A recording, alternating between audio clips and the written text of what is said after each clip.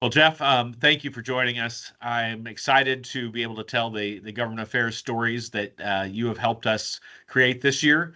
A lot of good things are happening, and as the election approaches, it's also something that I think our members are very interested in. So I'd love to have kind of a spot check update on what has happened so far this year and what you see coming ahead. So thanks. Yeah, thanks, Jay. Appreciate it, and looking forward to the election, of course, with coming up in just 34 days, I believe, before we're ready to go. So we've had a good year, and capped off really in the legislative session before they left for their recess in the election with the passing of the CTPAT Pilot Program Act of 2023, which has been a huge IWLA priority for a number of years.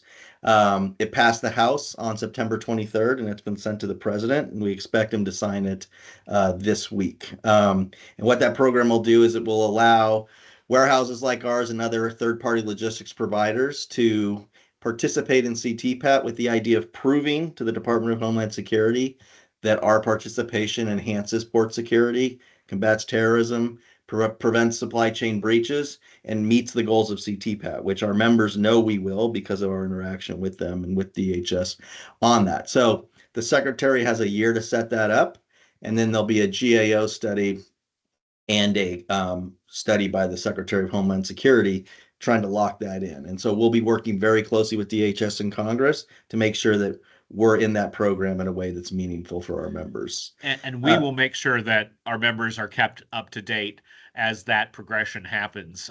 We know very many of our members are interested in being part of that program. And so we want to make sure that we are first at the table if we can be.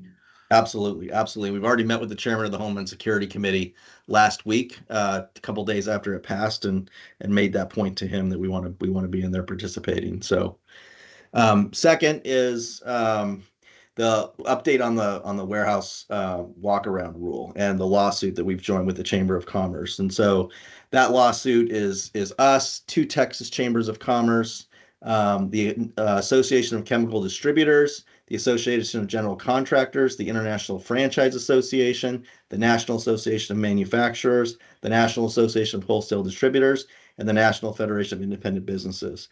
And what we're doing is we're suing to stop that rule at OSHA and the Department of Labor from being further implemented. And right now we've traded briefs back, and we've requested the judge to issue a summary judgment against the government saying that they cannot implement this rule. They have to stop it and that it will be overturned. And so those briefs have been filed in September, and we're waiting on the judge's decision.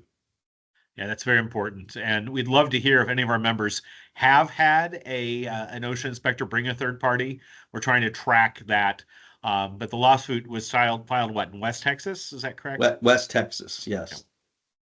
Yeah.